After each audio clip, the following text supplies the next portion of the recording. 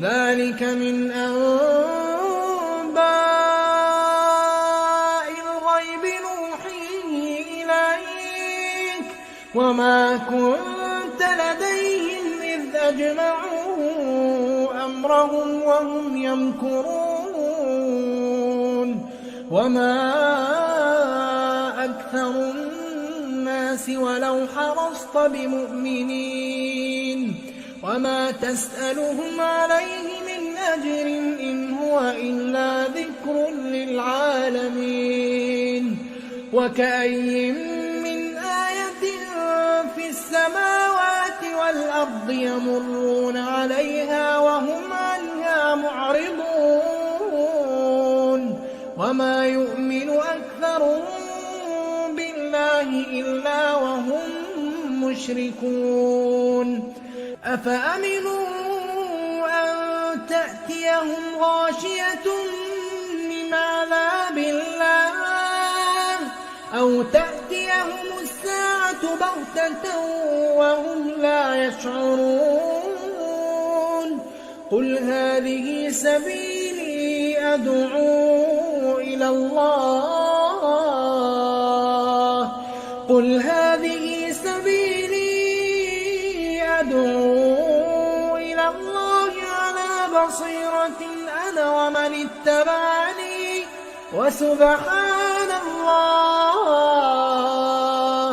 وسبحان الله وما أنا من المشركين وما أرسلنا من قبلك إلا رجالا نوحي إليهم من أهل القرى أفلم يسيروا في الأرض فينظروا كيف كان عاقبة الذين من قبلهم ولدار الآخرة خير للذين اتقوا أفلا تعقلون حتى إذا استيأس الرسل وظنوا أنهم قد كذبوا جاءهم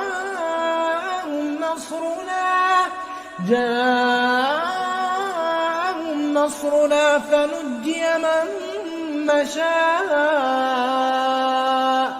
ولا يرد بأسنا عن القوم المجرمين لقد كان في قصصهم عبرة لأولي الألباب ما كان حديثا يفترى ولكن تصديق الذي بين يديه وتفصيل كل شيء وهدى ورحمة لقوم يؤمنون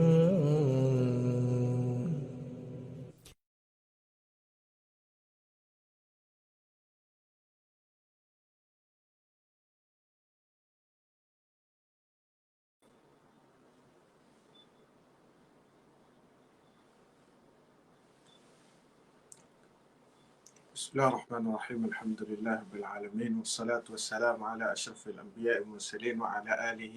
وصحبه أجمعين سبحانك لا علم لنا إلا ما علمتنا إنك أنت العليم الحكيم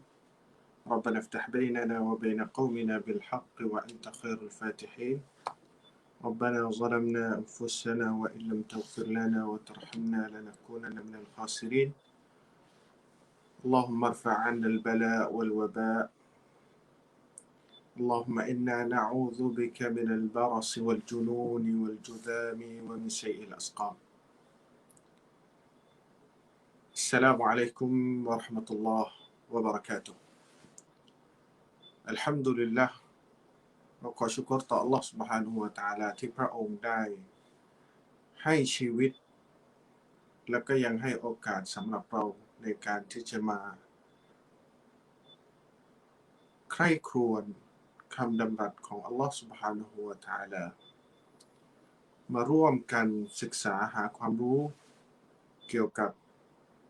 คำดำรัสของ Allah Subhanahu wa Ta'ala ซึ่งความรู้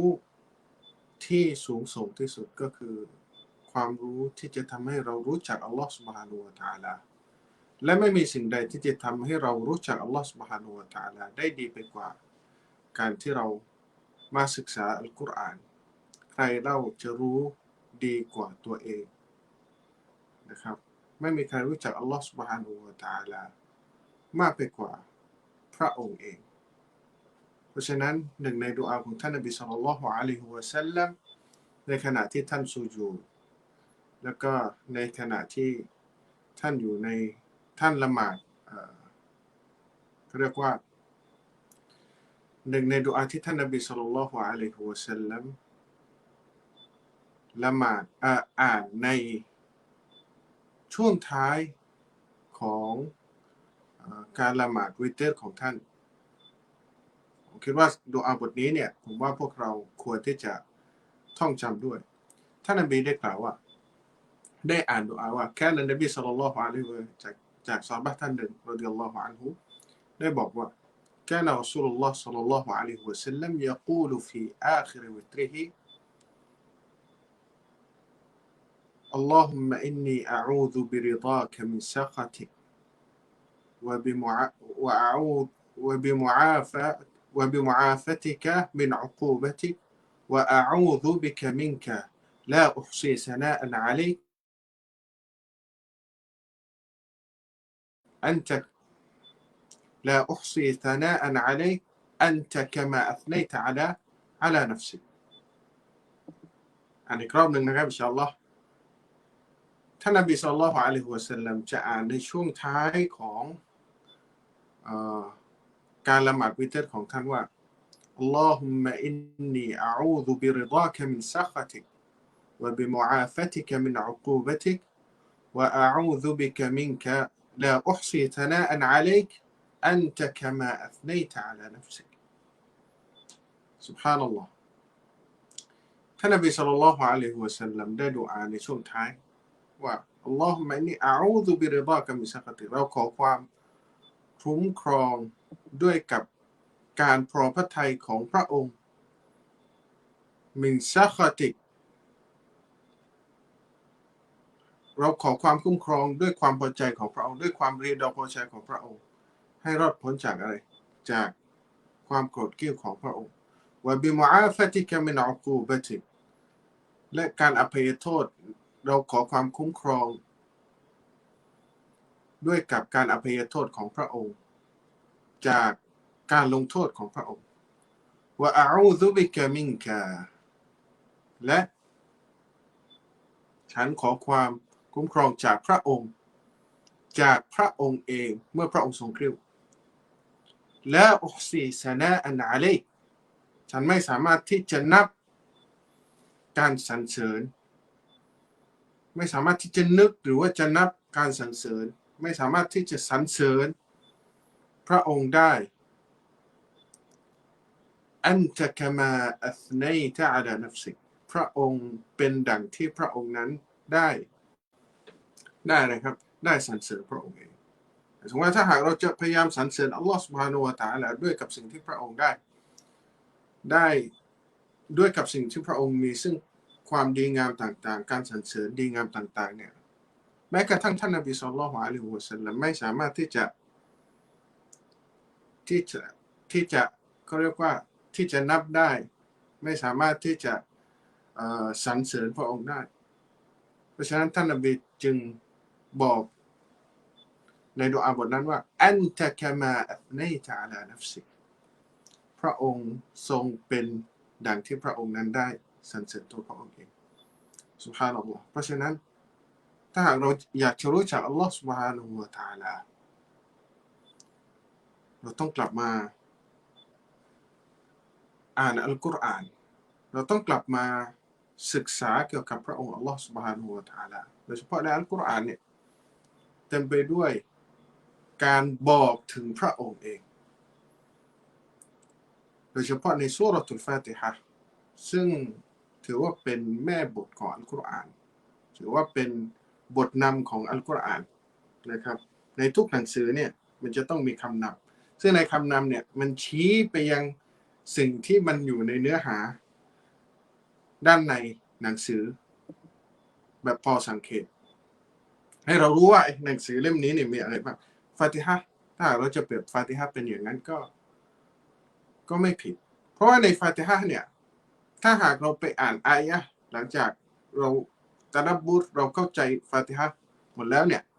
เราจะเห็นความเกี่ยวเนื่องเกี่ยวโยงของซูเราะตุลฟาติฮะห์ของซูเราะตุลฟาติฮะห์ต่อทุกอายะห์ที่มาหลังจากนั้นเพราะในซูเราะตุลฟาติฮะห์มีทั้งการรู้จักอัลลอฮฺซุบฮานะฮูวะตะอาลาด้วยพระนามของพระองค์ด้วยคุณลักษณะที่ดีงามของพระองค์ด้วยพระนามที่ดีงามของพระองค์บิซิฟาติฮิลอุลาบิอัสมาอิฮิลฮุสนะอัลลอฮฺซุบฮานะฮูวะตะอาลาทรงระบุในซูเราะตุลฟาติฮะห์บอกถึงวันอาคิเราะห์บอกถึงเตาฮีดอูลูฮียะห์วะรุบูบียะห์อัสมาอุสซิฟาตบอกถึงเป้าหมายของการมีชีวิตของมนุษย์ในอัลกุรอานนี้บอกถึงเป้าหมายของการมีชีวิตของมนุษย์อียะกะนะอ์บุดวะอียะกะนัสตะอีนและบ่งบอกถึงว่าเราเนี่ยจะต้องศึกษาเกี่ยวกับอะไรครับเราจะต้องศึกษาเกี่ยวกับประวัติศาสตร์ของชนรุ่นก่อนนะครับประวัติศาสตร์ของชนรุ่นก่อนนะซึ่งชนรุ่นก่อนเนี่ยแบ่งออกเป็น2ประเภทด้วยกันชนรุ่นก่อนที่อัลลอฮฺซุบฮานะฮูวะตะอาลาทรงพอใจและให้ความโปรดปรานและชนรุ่นก่อนที่พระองค์ทรงกริ้วนะครับที่ถูกกริ้วและชนรุ่นก่อนที่หลงทางไปจากทางที่เที่ยงตรงอัลฮัมดุลิลละห์เมื่อสัปดาห์ที่แล้วนะครับเราก็ได้พูดคุยถึงความสำคัญของซูเราะตุลฟาติฮะห์ในแง่ของการที่เราจะมาบำบัดรักษาโรคทางกายและก็โรคทางใจนะครับเพราะว่าซูเราะตุลฟาติฮะห์เนี่ยมีความประเสริฐมีสิ่งที่มันสเปเชียลกว่าซูเราะห์อื่นๆนะครับหลายอย่างมากไม่แปลกที่ท่านนบีศ็อลลัลลอฮุอะลัยฮิวะซัลลัมได้บอกแก่ซอฮาบะห์นะครับซอฮาบะห์ว่าฉันจะสอนท่านซูเราะห์ที่ยิ่งใหญ่ที่สุดในอัลกุรอานท้ายท่านนบีก็บอกเฉลยออกมาว่าซูเราะห์นั้นก็คือซูเราะตุอัลฟาติฮะห์อัลฮัมดุลิลละห์เราย้อนกลับไปอย่างอีพีแรกที่เราได้คุยกันนั่นก็คือซูเราะตุลฟาติฮะห์เนี่ยหนึ่งในซูเราะตุลฟาติฮะห์นั่นก็คืออัสซะบอุลมะธานีนั่นก็คือ7อายะห์ที่ถูกอ่านซ้ำไปซ้ำมาแสดงว่าซูเราะตุลฟาติฮะห์มี7อายะห์ด้วยกันโดยที่ไม่มีคิลาฟระหว่างอุลามะเหมือนกับอิจมาอุลามะบอกว่าซูเราะตุลฟาติฮะห์เนี่ย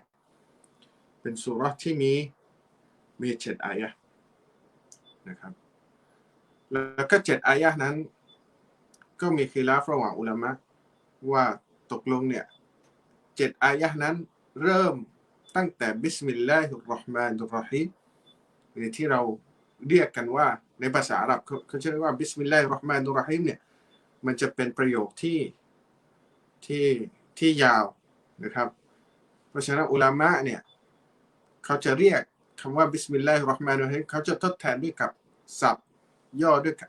กับคำว่าบัสมาละห์นะครับบัสมาละห์แต่ว่าพออุลามะบอกบัสมาละห์หรือว่าตัสมียะห์เนี่ยก็คือบิสมิลลาฮิรเราะห์มานิอัรเราะฮีม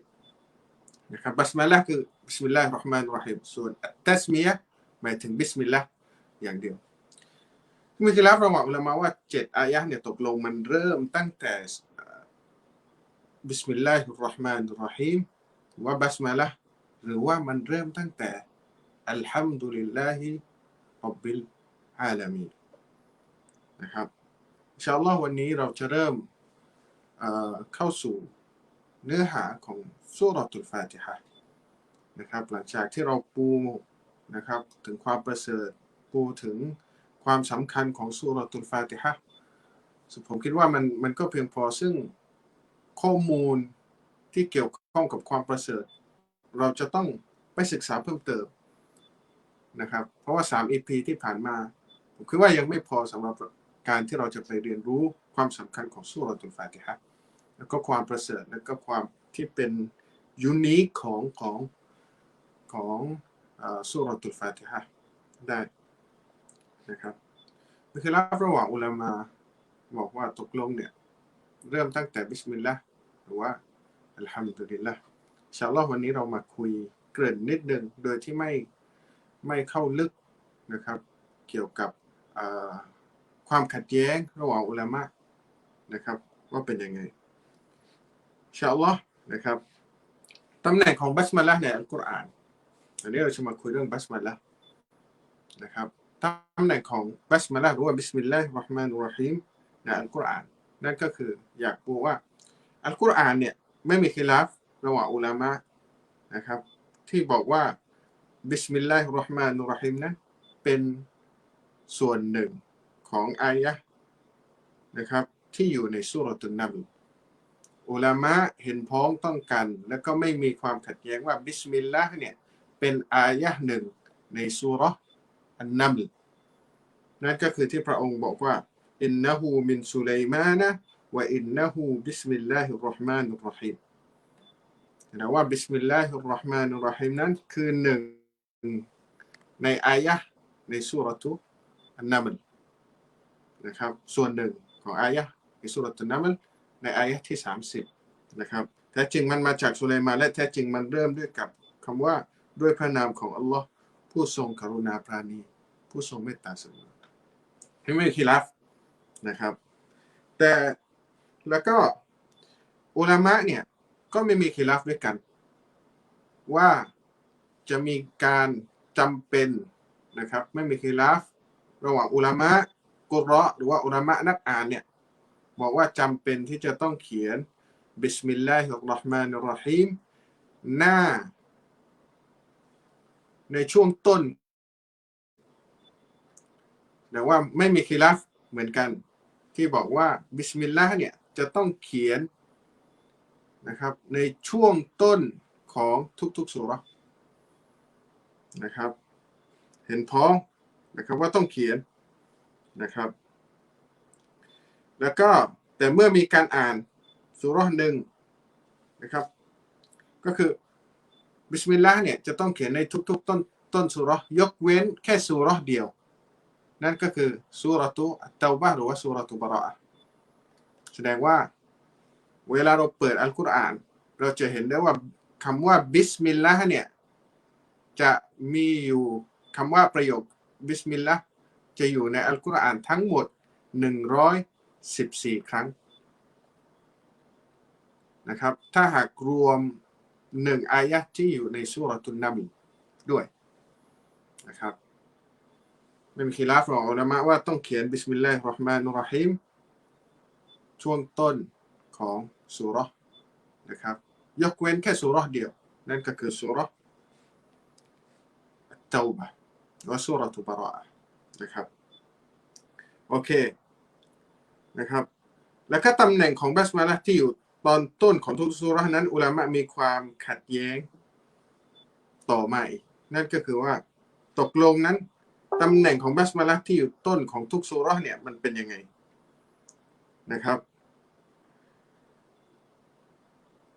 ทัศนะแรกนะครับนั่นคือบิสมิลลาห์เป็นอายะห์ของทุกซูเราะห์ยกเว้นซูเราะห์บะเราะอะห์หรือว่าซูเราะตุเตาบะห์หรือว่าบิสมิลลาห์คืออายะห์แรกของทุกซูเราะห์นี่คือทัศนะแรกนะครับเป็นความเห็นของอิบนุอับบาสอิบนุอุมัรอิบนุซุบัยรอบูฮุไรเราะห์อาลีอัฏฏะนะครับชาฟิอีอะห์มัดบินฮัมบัลอิสฮากบินรอฮูยะห์แล้วก็อบูอุบัยดกอซิมบินซะลามทัศนะที่2นั่นก็คือบิสมิลลาห์เป็นอายะห์เริ่มต้นของซูเราะตุฟาติฮะห์เท่านั้นไม่นับว่าเป็นอายะห์แรกของซูเราะห์อื่นๆเมื่อกี้นะครับทัศนะแรกก็คือเป็นอายะห์แรกของทุกๆซูเราะห์ไม่ว่าจะเป็นซูเราะตุลฟาติฮะห์นะครับยกเว้นซูเราะห์อัลบะเราะอะห์และซูเราะตุตเตาบะห์ทัศนะที่2ก็คือบัสมาละห์หรือว่าบิสมิลลาฮิรเราะห์มานิรเราะฮีมเป็นอายะห์แรกของซูเราะห์อัลฟาติฮะห์อย่างเดียวส่วนที่ถูกเขียนต้นซูเราะห์อื่นๆหรือว่าระหว่างซูเราะห์หนึ่งอีกซูเราะห์หนึ่งเนี่ยไปยังอีกซูเราะห์หนึ่งเนี่ยมันไม่ใช่อายะห์แรกแต่ถูกเขียนไว้เพื่อเป็นที่ขั้นระหว่างซูเราะห์เท่านั้นนะครับอันนี้คือสายรายงานจากอิหม่ามชาฟิอีและสายรายงานของอิหม่ามอะห์มัดนะครับและเป็นความเห็นของอิบนุอับบาสเหมือนกันและก็ท่านซุฟยานอัตเตารีท ทัศนะที่สามนั้นก็คือบิสมิลลาห์ไม่ใช่เริ่มต้นของซูเราะห์ฟาติฮะห์อันนี้คือทัศนะของอบูฮานีฟะห์และก็ทัศนะของอิหม่ามมาลิกนะครับทัศนะสุดท้ายนะครับนั่นก็คือทัศนะที่บอกว่าซูเราะตุอัลฟาติบิสมิลลาห์เนี่ยมันเป็นอายะห์ที่วางไว้เพื่อแยกระหว่างสองซูเราะห์ไม่นับว่าเป็นอายะห์หนึ่งจากซูเราะห์ทั้งสองยกเว้นซูเราะตุอัลบะเราะอะห์อันนี้เป็นความเห็นของดาวูดอัลซอฮิรีและสหายของท่านนะครับหนึ่งก็คือทัศนะแรกถ้าจะสรุปเป็นสี่ทัศนะเนี่ยทัศนะแรกนะครับบอกว่าบิสมิลลาห์เนี่ยเป็นอายะห์แรกของทุกๆซูเราะห์ยกเว้นซูเราะห์อัตเตาบะห์ทัศนะที่สองนะครับนั่นก็คือเป็นอายะห์แรกของซูเราะตุอัลฟาติฮะห์อย่างเดียวโดยที่ไม่ได้เป็นอายะห์แรกในซูเราะห์อื่นๆนะครับทัศนะที่สามนั่นก็คือมันไม่ใช่อายะห์แรกของซูเราะตุลฟาติฮะห์และไม่ใช่อายะห์แรกในซูเราะห์อื่นๆนะครับ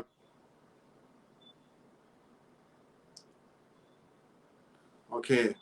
และทัศนะที่สี่นั่นก็คือบิสมิลลาห์เนี่ยไม่เป็นแค่อายะห์ที่ถูกเขียนขั้นระหว่างซูเราะห์หนึ่งไปยังอีกซูเราะห์หนึ่งนะครับต่อมาวิธีการอ่านบิสมิลลาห์ในละหมาดนะครับวิธีการอ่านบิสมิลลาห์ในละหมาดเนี่ยมีความเห็นสำหรับผู้ที่มีความเห็นว่าซูเราะตุลฟาติฮะห์เนี่ยเป็นหนึ่งในซูเราะห์เป็นหนึ่งในอายะห์หรือว่าเป็นอายะห์แรกของซูเราะตุอัลฟาติฮะห์นะครับนั่นก็คือทัศนะของอิหม่ามอะห์มัดและก็ทัศนะของอิหม่ามอัชชาฟิอีบอกว่าซูเราะตุอัลฟาติฮะห์เนี่ยบิสมิลลาห์เนี่ยเป็นอายะห์แรกของซูเราะตุลฟาติฮะห์สำหรับพวกเขาเนี่ยก็มีความขัดแย้งว่าตกลงพอเวลาเราอ่านในละหมาดจะต้องอ่านบิสมิลลาห์ดังหรือว่าบิสมิลลาห์ค่อยสำหรับมัซฮับอิหม่ามอัชชาฟิอีบอกว่าในเมื่อมันเป็นอายะห์หนึ่งของซูเราะตุลฟาติฮะห์ก็จะต้องถูกอ่านให้เหมือนกับอะไรครับเหมือนกับอายะห์อื่นๆของซูเราะตุลฟาติฮะห์ถ้าเราอ่านอัลฮัมดุลิลลาฮิร็อบบิลอาลามีนดังเพราะฉะนั้นบิสมิลลาห์ก็เป็นหนึ่งในซูเราะห์อัลฟาติฮะห์ก็ต้องอ่านดังเช่นกันนะครับโดยท่านก็มีหลักฐานของท่านหนึ่งในหลักฐานของท่านนั่นก็คือนะครับรายงานจากท่านอิบนุอับบาสเนี่ยว่าท่านอิบนุอับบาสเนี่ยكان يجهر في الصلاة ببسم الله الرحمن الرحيم นั่นก็คือท่านอิบนุอับบาสบอกว่าท่านรอซูลจะอ่านบิสมิลลาฮิรเราะห์มานิรเราะฮีมด้วยเสียงดังในละหมาดของท่านนะครับ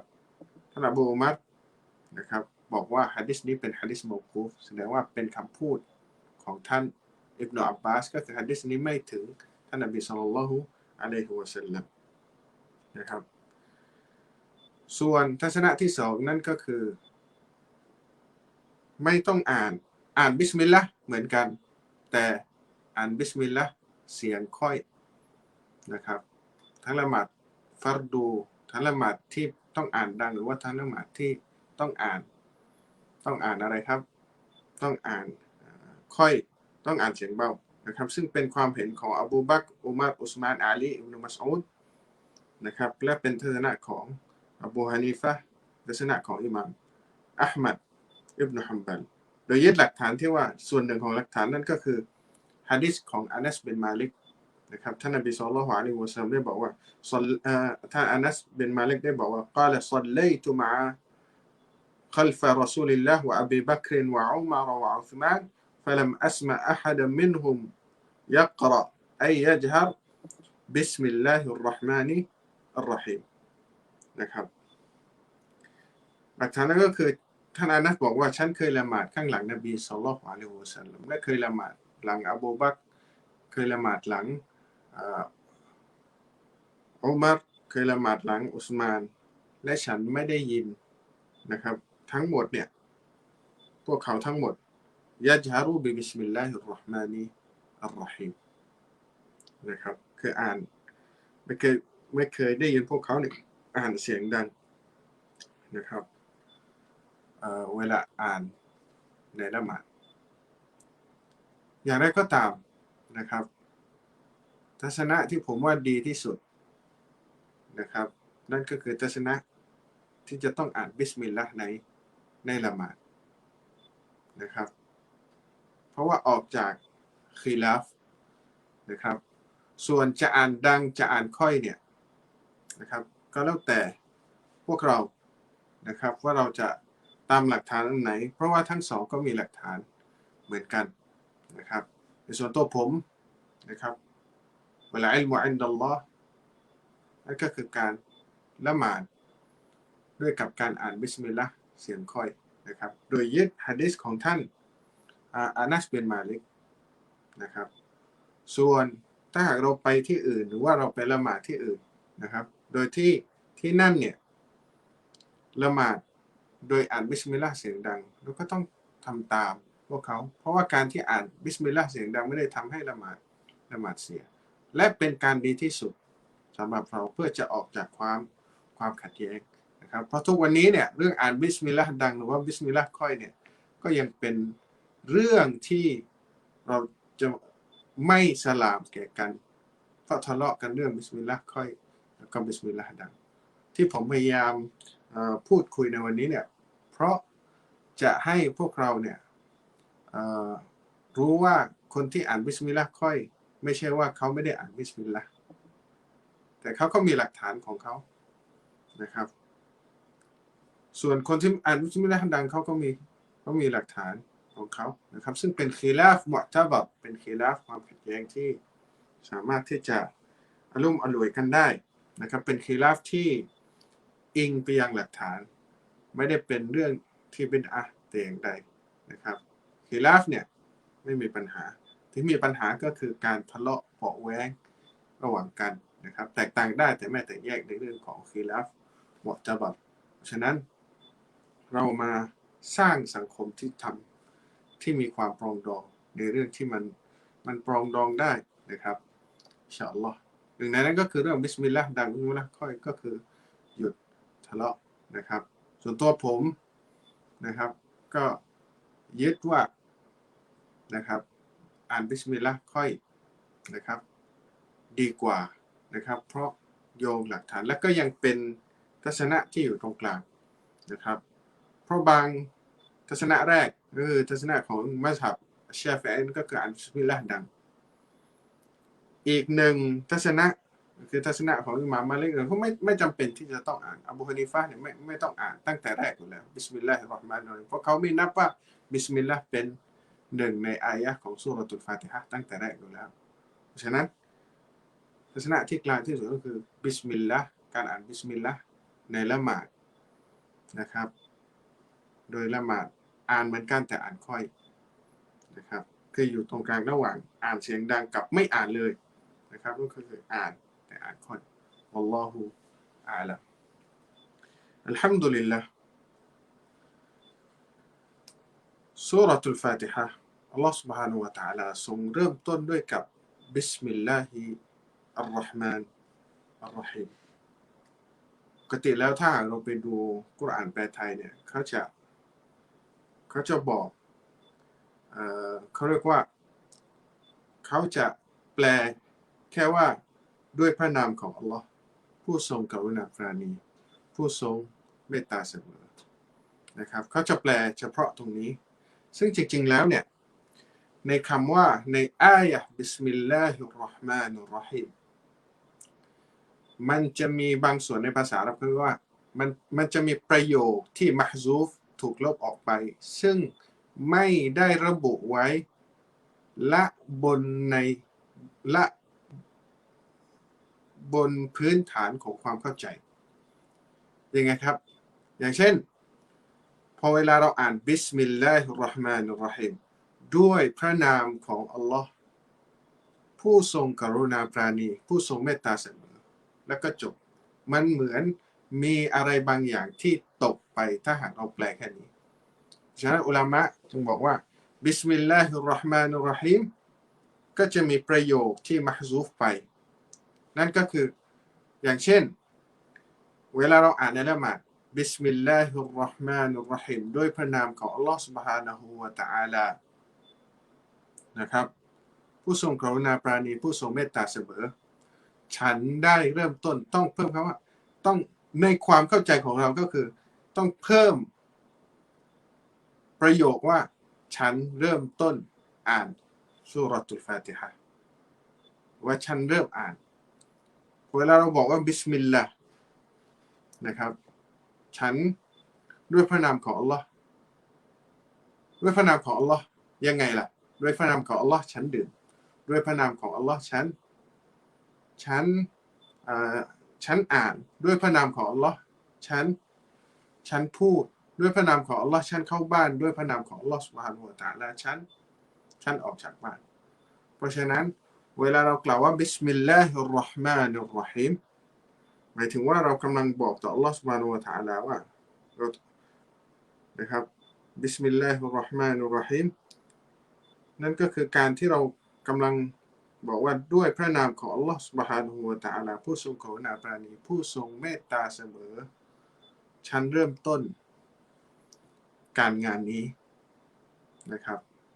หรือว่าฉันเริ่มต้นการงานนี้ด้วยพระนามของอัลลอฮ์ سبحانه และ تعالى พอเห็นภาพไหมครับ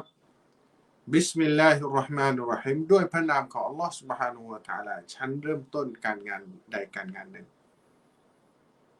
นะครับเพราะฉะนั้นพอเวลาเรากล่าวบิสมิลลาห์บิสมิลลาฮิรเราะห์มานิรเราะฮีมบิสมิลลาฮิรเราะห์มานิรเราะฮีมความเข้าใจของเราความรู้สึกของเรามันจะต้องเข้าร่วมด้วยกับสิ่งที่เราได้กล่าวไปนะครับเพราะฉะนั้นอุลามะและอุลามะจึงตัฟซีรบิสมิลลาห์ว่าบิสมิลลาฮิรเราะห์มานิรเราะฮีมอับตะดิอูฉันเริ่มต้นอับตะดิอูอามัลีฉันเริ่มต้นการงานของฉันบิสมิลลาฮิรเราะห์มานิรเราะฮีมด้วยกับพระนามของอัลลอฮ์ سبحانه และ تعالى ตัวบะตัวแรกที่อยู่ในบิสมิลลาห์เนี่ยเขาเรียกว่าบะ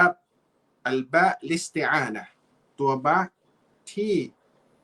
บ่งบอกนะครับที่หมายถึงการขอความช่วยเหลือหรือว่าการขอความบารอกะห์เพราะฉะนั้นเวลาจะทำอะไรสักอย่างเนี่ยเหมือนกับว่าพอเวลาเรากล่าวบิสมิลลาฮิรเราะห์มานิรเราะฮีมหมายถึงว่าฉันขอความช่วยเหลือนะครับด้วยกับความช่วยเหลือของอัลลอฮ์ سبحانه และ تعالى ทุกครั้งที่เรากล่าวนะครับเวลาเราจะกินข้าวบิสมิลลาฮิรเราะห์มานิรเราะฮีมเวลาเราจะเขียนหนังสือบิสมิลลาฮิรเราะห์มานิรเราะฮีมนะครับฉันจะเขียนหนังสือก็คือฉันขอเตาฟีกฉันขอบารอกะห์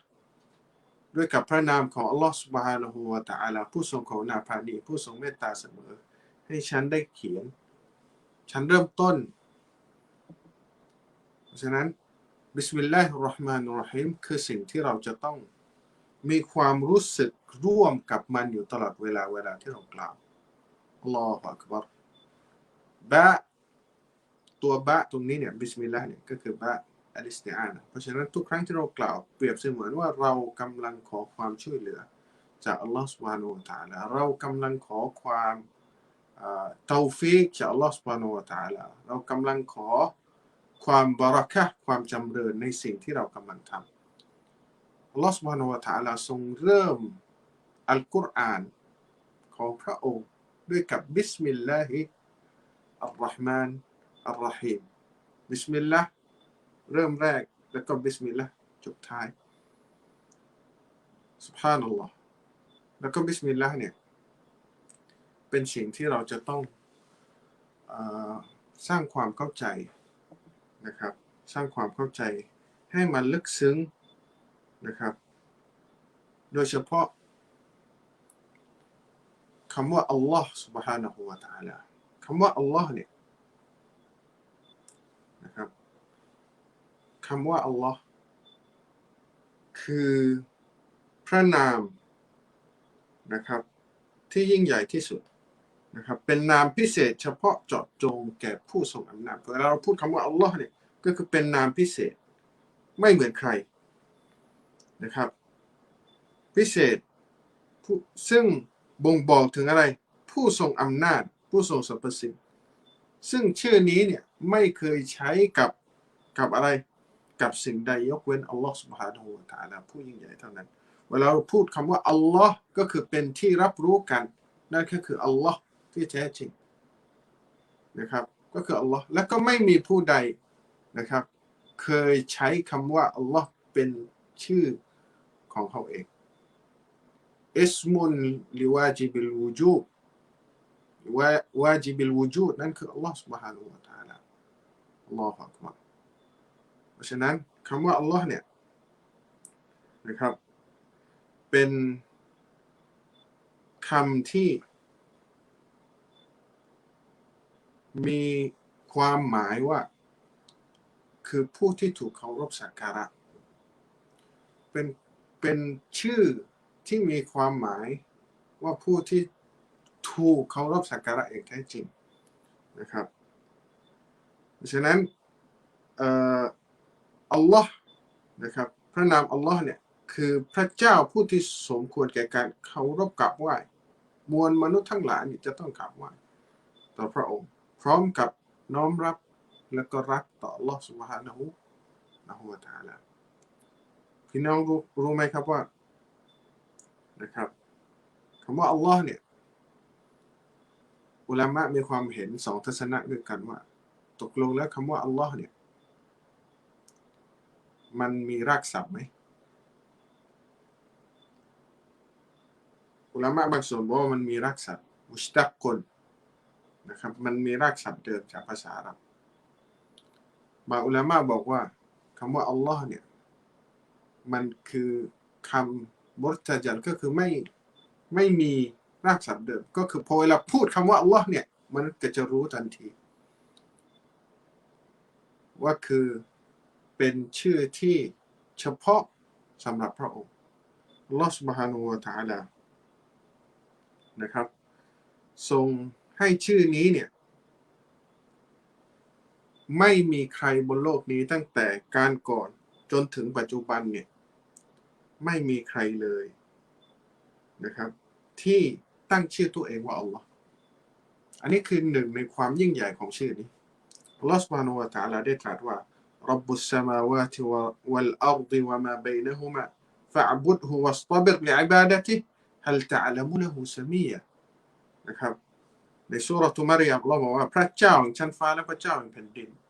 และสิ่งที่อยู่ระหว่างสองนั้นดังนั้นจงเคารพภักดีต่อ Allah จงอดทนในการเคารพภักดีต่อ Allah سبحانه และ تعالى هل تعلم له سميا หรือว่าเจ้ารู้ว่ามีผู้ใดที่เหมือนพระองค์ Allah سبحانه และ تعالى ถึงว่าถูกเรียกว่า Allah ก่อนหน้านี้มีไหมไม่เคยมีนะครับฉะนั้นเพราะ Allah سبحانه และ تعالى ทรงปิดหัวใจของบรรดามุชริกีนถึงแม้จะเป็นคนที่ยิ่งใหญ่ที่สุดเขาก็จะบอกว่าอานาร็อบบุคุมุลอาลาฉันเนี่ยเป็นพระเจ้าผู้อภิบาลอย่างเดียวที่สูงส่งเหมือนที่ฟิรเอาน์ยอมรับว่าตัวเองนี่เป็นพระเจ้าแต่ไม่เคยยกตัวเองตั้งตนว่าเป็นอัลลอฮ์ سبحانه และ تعالى เพราะอะไรครับเพราะคำว่าอัลลอฮ์อุลามะมีทัศนะสองอย่างนี้ถือว่าสำคัญมากๆนะครับเพราะว่าคำว่าอัลลอฮ์ سبحانه และ อัลลอฮ์คำว่าอัลลอฮ์เนี่ยเป็นคำที่พิเศษมากๆเป็นคำที่มีความหมายสองอย่างด้วยกันซึ่งมีรากศัพท์สองอย่างด้วยกันหนึ่งก็คือทัศนะแรกอุลามะบอกว่าอัลลอฮ์เนี่ยมาจากคำว่าอัลอิละห์นะครับหมายถึงพระเจ้านะครับผู้ทรงสร้างโลกสร้างมนุษย์ทรงสร้างทุกสิ่งเหมาะสมควรที่จะเคารพอิบาดะห์อัลอิลาฮะหมายถึงมะลูกก็คือผู้ที่สมควรที่จะเคารพอิบาดะห์เพราะความยิ่งใหญ่ของพระองค์ฉะนั้นเวลาเราพูดคำว่าอัลอิละห์แสดงว่าเรา สมมุติว่าแสดงว่าเวลาเราพูดคำว่าอัลลอฮ์ในหัวใจของเราจะต้องรู้สึกว่าเรากำลังเรียกผู้ที่สมควรเคารพสักการะผู้ที่สมควรที่จะทำอิบาดะห์ต่อพระองค์เท่านั้นซุบฮานัลลอฮ์เพราะฉะนั้นท่านอิบนุอับบาสได้บอกว่าท่านท่านตอบารีได้รายงานไปถึงท่านอิบนุอับบาสก็บอกว่าฮุวัลลซียะละฮูกุลลุชัยวะยะอ์บุดุฮูกุลลุคัลก็คืออัลลอฮ์คือผู้ที่ทุกคนเนี่ยต่างนอบน้อมสิโรราบนะครับทุกอย่างนอบน้อมสิโรราบต่อพระองค์อัลลอฮ์ซุบฮานะฮูวะตะอาลาวะยะอ์บุดุฮูกุลลุชัยกุลลุคัลกิซุบฮานัลลอฮ์และทุกอย่างทุกสิ่งทุกสร้างล้วนทำอิบาดะห์ต่อพระองค์อันนี้คือความหมายของคำว่าอัลลอฮ์นะครับและจากท่านตอฮาไปยังท่านอิบนุอับบาสก็บอกว่าอัลลอฮ์ซุลอิติอะลาคัลกิฮิอัจมะอีนซุบฮานัลลอฮ์อัลลอฮ์ก็คือผู้ที่มีความเป็นพระเจ้าที่แท้จริงที่สมควรเคารพสักการะอะลาคัลกิฮิอัจมะอีนที่บรรดาสิ่งถูกสร้างทั้งหลายจะต้องนอบน้อมสิโรราบต่อพระองค์เท่านั้นซุบฮานัลลอฮ์เพราะฉะนั้นคำว่าอัลลอฮ์เนี่ยถือเป็นคำที่ยิ่งใหญ่และก็เป็นคำที่ไม่ธรรมดาทุกครั้งที่เรานะครับได้ยินคำว่าอัลลอฮ์ทุกครั้งที่เรากล่าวคำว่าอัลลอฮ์อย่างเดียวเนี่ยมันเปรียบเสมือนการที่เรายอมรับว่าอัลลอฮ์ซุบฮานะฮูวะตะอาลาคือผู้ที่อะไรครับผู้ที่เราต้องเคารพสักการะที่แท้จริงลักษณะที่สองอุลามะบอกว่าคำว่าอัลลอฮ์เนี่ยมันมาจากคำว่าอาลีฮะนะครับอาลีฮะหมายถึงอะไรหมายถึงความรักซุบฮานัลลอฮ์เพราะฉะนั้นอัลลอฮ์มันจึงจะหมายถึงพระเจ้าที่ถูกรักคือสิ่งที่ถูกรักเวลาเราพูดคำว่าอัลลอฮ์หรือเสมือนคำว่าเรากำลังเรียกผู้ที่ถูกเคารพสักการะผู้ที่ถูกรักอย่างแท้จริงผู้ที่สมควรเคารพสักการะอย่างแท้จริงผู้ที่สมควรถูกรักอย่างแท้จริงและเป็นผู้ที่อะไรครับเป็นผู้ที่ต้องถูกยกย่องอย่างแท้จริง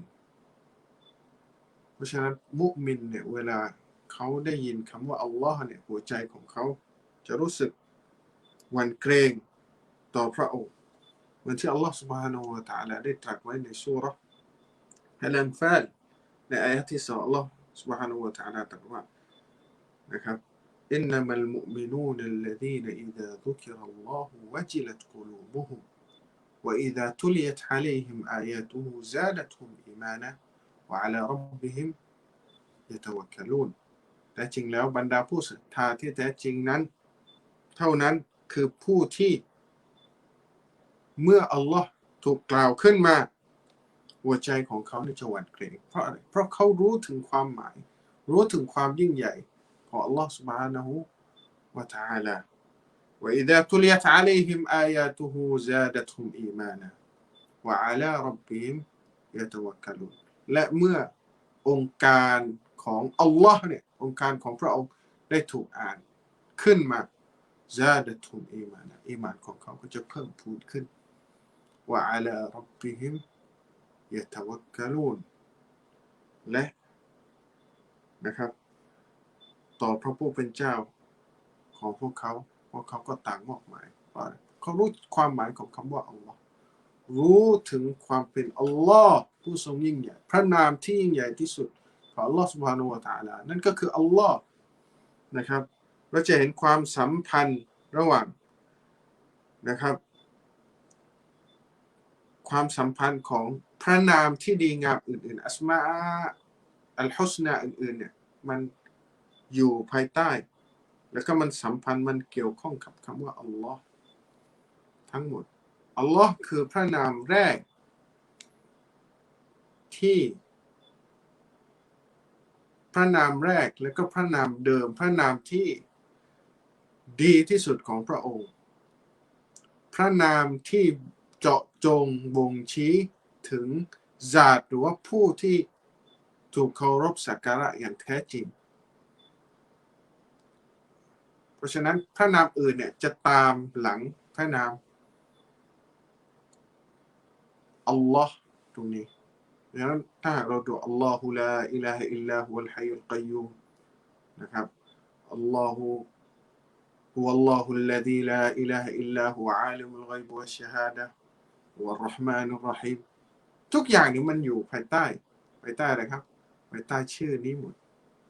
ซุบฮานัลลอฮ์นะครับและความยิ่งใหญ่ของชื่อนี้นั่นก็คือหนึ่งเป็นชื่อที่ไม่มีใครเทียบเคียงไม่มีใครเคยตั้งชื่อนี้มาก่อนสองนะครับความยิ่งใหญ่ของชื่อนี้นั่นก็คือคนที่เป็นมุมินคนที่เป็นมุสลิมจะต้องพูดคำนี้อยู่ตลอดเวลาคนคนหนึ่งจะเป็นมุสลิมไม่ได้ถ้าหากไม่ได้เอ่ยชื่อนี้ในช่วงกล่าวชาฮาดะห์คนจะเป็นมุสลิมต้องกล่าวชาฮาดะห์ถูกต้องไหมครับไม่ซอฮ์ลาอิลาฮะอิลลัลลอฮ์ไม่ซอฮ์ชาฮาดะห์ของเขาจนกว่าเขาจะใช้พระนามที่ของพระองค์ที่มีชื่อว่าอัลลอฮ์ถ้าหากมีคนกล่าวว่าลาอิลาฮะอิลลัลเราะห์มานลาอิลาฮะอิลลัลฮัยยุลกัยยูมไม่ได้ไม่ซอฮ์ที่จะเข้าอิสลามตามทัศนะของอุลามะส่วนใหญ่จะต้องกล่าวว่าลาอิลาฮะอิลลัลลอฮ์ชื่อนี้เป็นชื่อที่ใหญ่คนคนหนึ่งจะละหมาดจะบอกอัลลอฮ์มานุอักบัรไม่ได้ต้องอัลลอฮฺอักบัรนะครับต้องใช้คำว่าอัลลอฮฺอักบัรแต่ใช้คำว่าอัลลอฮ์มานฮุอักบัรอัลรอฮีมฮุอักบัรไม่ได้เพราะฉะนั้นชื่อนี้เป็นชื่อที่ยิ่งใหญ่ที่สุดซึ่งพอเวลาเราฟังบ่อยครั้งแล้วเนี่ยเราอาจจะรู้สึกชินชาเวลามีคนพูดคำว่าอัลลอฮ์ سبحانه และ تعالى ขึ้นมาเราอาจจะรู้สึกเฉยชากับมันเวลาเรากล่าวบิสมิลลาห์ขึ้นมาเราอาจจะรู้สึกว่ามันธรรมดาเพราะเราทำมันจนเคยชินโดยที่ไม่มีความรู้สึกโดยที่ไม่มีความเข้าใจในขณะที่เราเอ่ยคำนั้นออกมากลับกันเราจะรู้สึกอินกับคำว่าอัลลอฮ์มานจะรู้สึกอินคำว่าอัลรอฮีมเราจะรู้สึกอินกับการที่ได้ฟังอัตตาวาบผู้ทรงอภัยโทษอัลกอฟูรอภัยโทษอย่างที่สุดผู้ทรงตอบรับการอภัยโทษต่อเราแต่คำว่าอัลลอฮ์เรามักจะไม่มีความรู้สึกทั้งที่ชื่อนี้เป็นชื่อที่ยิ่งใหญ่ที่สุดและคนมุมินเมื่อไหร่ที่เขาได้ยินคำว่าอัลลอฮ์เขาจะรู้สึกเกรงกลัวอัลลอฮ์ซุบฮานะฮูวะตะอาลาในขณะเดียวกันเขาก็รู้สึกรักเพราะอะไรรากเดิมเนี่ยรากฐานเดิมของคำว่าอัลลอฮ์มาจากคำว่าอาลิฮะหมายถึงถูกรักฉะนั้นเวลาเราเรียกที่รักทุกวันเนี่ยอัลลอฮ์เหมือนกับว่าเรากำลังเรียกที่รักของเราคนที่เรารักมากที่สุดแล้วก็คนที่เรารักที่สมควรรักมากที่สุดนั่นก็คืออัลลอฮ์ซุบฮานะฮูวะตะอาลาในความหมายของชื่อนั้นอัลลอฮฺอักบัรฉะนั้นทุกวันนี้เนี่ยนะครับพอเวลาเราจะกล่าวคำว่าอัลลอฮ์เนี่ยให้มีความรู้สึกว่าเรากำลังเรียกผู้ที่สมควรเคารพสักการะเรียกผู้ที่ถูกให้ความยิ่งใหญ่เราต้องเรียกด้วยความรักเพราะพระองค์คือผู้ที่ถูกรักที่แท้จริงอัลลอฮฺอักบัรเพราะฉะนั้นอัลลอฮ์ سبحانه และ تعالى ทรงเริ่ม ซูเราะห์แรกนะครับซึ่งเป็นซูเราะตุลฟาติฮะห์หรือว่าเริ่มทรงกำหนดว่าเริ่มอัลกุรอานในมุสฮัฟด้วยกับบิสมิลลาฮิรเราะห์มานิรเราะฮีมด้วยพระนามของอัลลอฮ์ سبحانه และ تعالى ด้วยพระนามของอัลลอฮ์ผู้ทรงกรุณาปราณีผู้ทรงเมตตาเสมออัลลอฮ์เป็นชื่อแรกเป็นชื่อที่ไม่มีใครเหมือนเป็นชื่อที่อัลลอฮ์ سبحانه และ تعالى ไม่ให้มีใครมาตั้งตัวเองว่าเป็นอัลลอฮ์ที่หมายถึงมะลูคือผู้ที่ถูกเคารพสักการะที่แท้จริงคือผู้ที่ถูกรักและก็ผู้ที่ถูกเชิดชูเพราะฉะนั้นทุกมีอุลามะบางท่านบอกว่าคำว่าอัลลอฮ์เนี่ยเป็นชื่อที่ทดแทนอัสมาอุลฮุสนาทั้งหมดเพราะพระองค์อัลลอฮ์ سبحانه และ تعالى ได้ตรัสว่าวะลิลลาฮิลอัสมาอุอัลฮุสนาและสำหรับอัลลอฮ์นั้นมีชื่อต่างๆมีพระนามต่างๆอันงดงามแสดงว่าอัลลอฮ์คือชื่อหลักและอัลลอฮ์คือพระนามที่พระองค์ทรงระบุไว้ในอัลกุรอานมากที่สุด 2,724 ครั้งที่อัลลอฮ์ سبحانه และ تعالى ระบุในอัลกุรอานคำว่าอัลลอฮ์คือคำที่คนอาหรับและก็ไม่ใช่อาหรับพูดมากที่สุดคำนี้มากที่สุดคำว่าอัลลอฮ์24 ชั่วโมงไม่เคยหยุดจากการสดุดีพระองค์เพราะอะไรครับเพราะคำว่าอัลลอฮ์อยู่ในละหมาดอัลลอฮุอักบัรอัลลอฮุอักบัรอัชฮะดุอัลลาอิลาฮะอยู่ในการอาซานและถ้าหากเรารู้ว่ากระบวนการที่อัลลอฮ์ซุบฮานะฮูวะตะอาลาทรงสร้างเวลาอาซานเนี่ยสมมติว่าตอนนี้เราเพิ่งละหมาดตอนนี้เนี่ยแสดงว่าตอนนี้เนี่ยมีที่ใดที่หนึ่งบนโลกกำลังอาซานอยู่นะว่าก็มีการกล่าวพระนามที่มีชื่อว่าอัลลอฮ์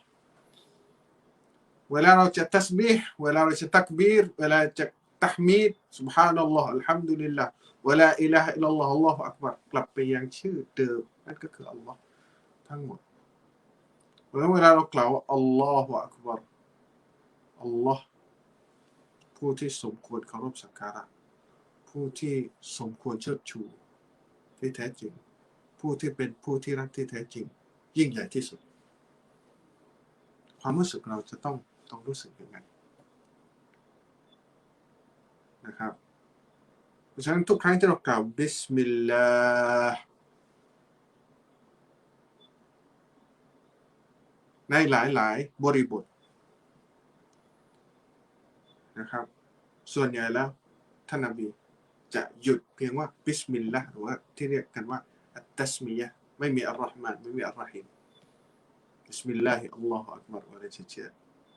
บิสมิลลาฮิวะลาจนาด้วยกับพระนามของอัลลอฮ์ سبحانه และ تعالى ด้วยกับพระนามของอัลลอฮ์เราเข้าไปว่าบิสมิลลาฮิคอรจนะด้วยกับพระนามของอัลลอฮ์เราออกมาแสดงว่าคำว่าอัลลอฮ์เป็นคำที่เราจะต้องตะดับบุรสร้างความเข้าใจแล้วก็เรียนรู้แล้วก็ให้ความสำคัญเวลาเราเดินไปเดินมานะครับมีคำว่าอัลลอฮ์เนี่ยตกลงไปเราต้องยกขึ้นมาให้เกียรติต่อพระนามที่ยิ่งใหญ่ที่สุดนั่นก็คืออัลลอฮ์อัลลอฮฺอักบัรบิสมิลลาห์เราด้วยพระนามของอัลลอฮฺ سبحانه และ تعالى เราทำสิ่งใดสิ่งหนึ่งบิสมิลลาห์เป็นการเริ่มต้นทุกสิ่งทุกอย่างที่เรากระทำนะครับพร้อมกับความรู้สึกที่รักในพระองค์พร้อมกับความรู้สึกที่เชื่อมั่นว่าพระองค์เท่านั้นคือผู้ที่สามารถทำทุกอย่างให้เราได้บิสมิลลาห์ต้องให้ติดปากซุบฮานัลลอฮ์นะครับเพราะฉะนั้นวันนี้เนี่ยผมคิดว่าการที่เรามาตะดับบุรอายะห์แรกของซูเราะตุลฟาติฮะห์เนี่ยเรากำลัง เพิ่งจะตะดับบุรในเรียกว่า2ประโยคแรก2คาลิมะ2คำแรกของบิสมิลของอายะห์แรกเนี่ยมันทำให้เรารู้สึกว่าเราจะต้องเข้าใจมีความเข้าใจให้มากขึ้นกว่านี้เราต้องมีความรู้สึกเขาเรียกว่ามีความรู้สึกรักทุกครั้งเวลาเราได้ยินนะครับชื่อนี้เราจะต้องมีความรู้สึกหวั่นเกรงเวลามีคนมาตักเตือนเราให้เราเนี่ยกลัวอัลลอฮ์อิตตักิลลาห์จงกลัวอัลลอฮ์เพราะอะไรเพราะอัลลอฮ์มันมีความหมายของการที่เป็นผู้ที่ยิ่งใหญ่นะครับเพราะว่าอัลลอฮ์ سبحانه และ تعالى เนี่ยพระนามของอัลลอฮ์ سبحانه และ تعالى สามารถแบ่งออกเป็น2อย่าง2แบบนั่นก็คืออิสมุลญะมาลและอิสมุลญะลาลชื่อที่ดีงามที่จะทำให้เราเนี่ยรักพระองค์อัลลอฮ์มานอัลลอฮีมตะววาบอัลกัฟฟาร์อัลกอฟูรอะไรอีกอัลฮะลีมพระนามต่างๆเนี่ยเป็นพระนามที่สวยงามที่จะทำให้เรารู้สึกอย่างมีความหวังมีความเมตตาของอัลลอฮฺซุบฮานะฮูวะตะอาลาทำให้เรารู้สึกรักพระองค์อัลลอฮฺซุบฮานะฮูวะตะอาลา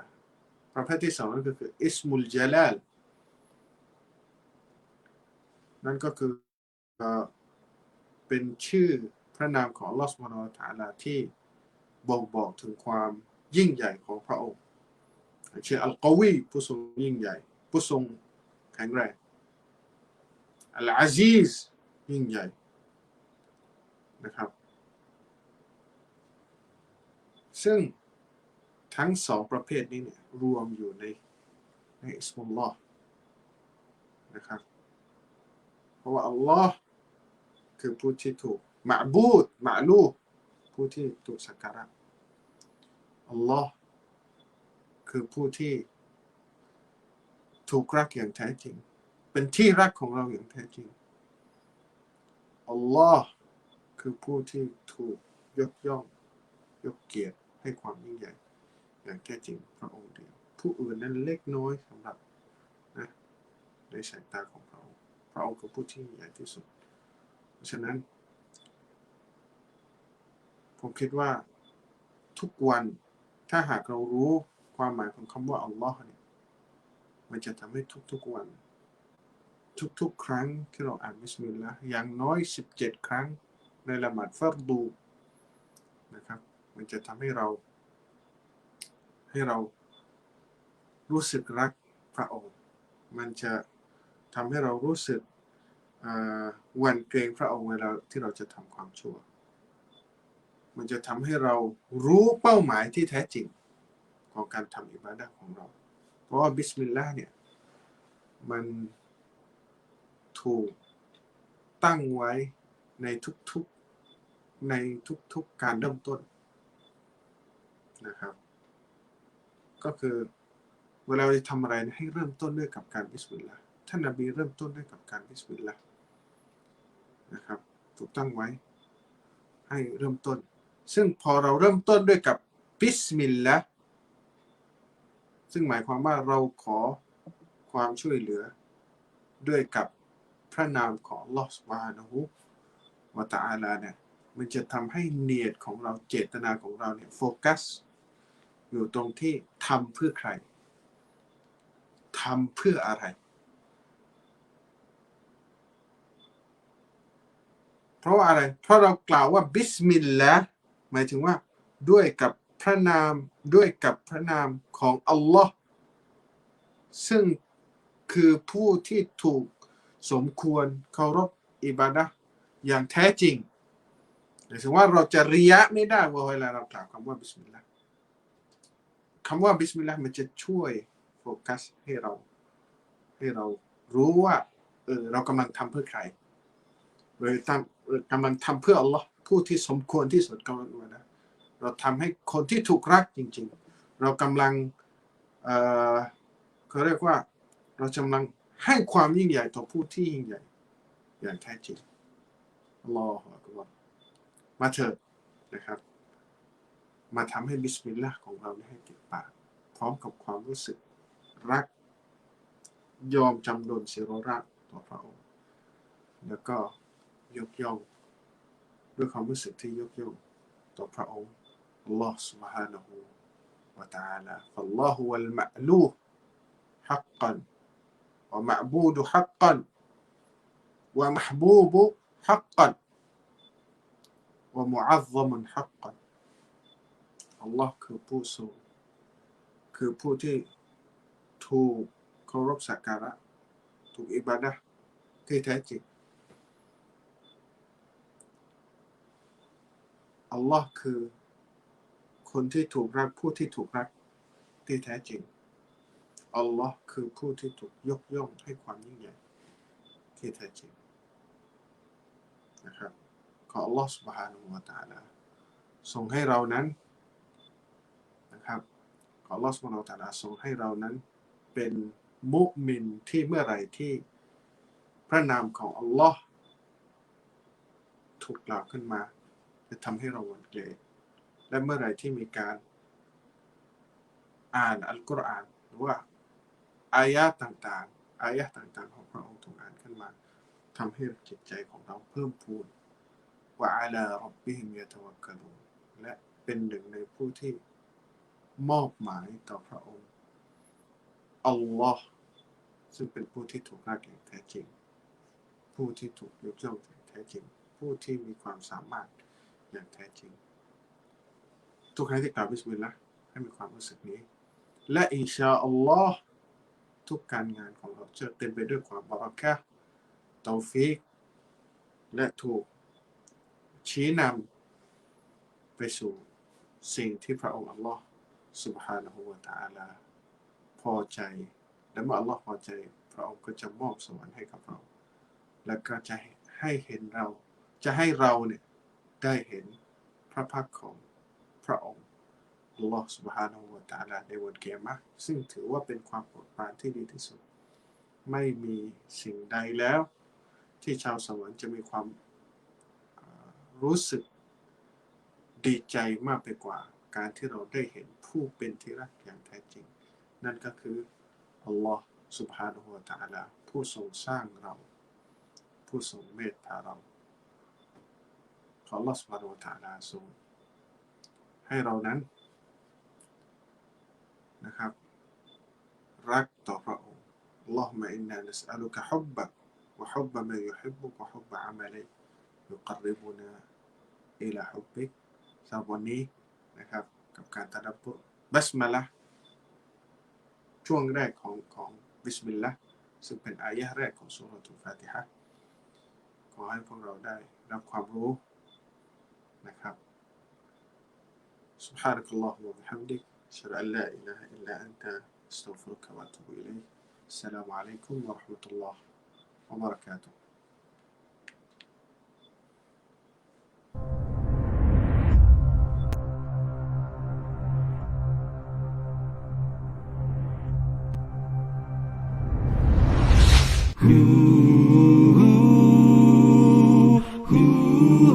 Allah Subhanahu wa Ta'ala ตรัสเอาไว้นะครับว่ากิตาบุนอันซัลนาฮูอิลัยกะมุบารักุนลิยัดดับบรูอายาติฮิวะลิยะตะซักกะรออุลุลอัลบาบนะคัมภีร์เล่มนี้ที่พระองค์ประทานลงมาเนี่ยมุบารักุนเป็นคัมภีร์ที่เต็มไปด้วยบารอกะฮ์เพื่ออะไรอัลเลาะห์ตะอาลาประทานคัมภีร์อัลกุรอานที่เต็มไปด้วยบารอกะฮ์นี่เพื่ออะไรลิยัดดับบรูอายาติฮิเพื่อให้พวกเขานั้นได้ตะดับบรวะลิยะตะซักกะรออุลุลอัลบาบและเพื่อให้พวกเขาตะซักกุรเราอธิบายแล้วว่าตะซักกุรคืออะไรตะดับบรคืออะไรตะดับบรคือการใช้สติปัญญาอ่านอัลกุรอานถอดบทเรียนจากอัลกุรอานแล้วเอาความรู้ที่เราได้จากการตะดับบรส่งให้อะไรครับส่งให้หัวใจก็จะเก็บเอาไว้เป็นเมมโมรีและเมื่อไหร่ก็ตามในชีวิตของเราเจอเหตุการณ์อะไรก็ตามที่จำเป็นต้องใช้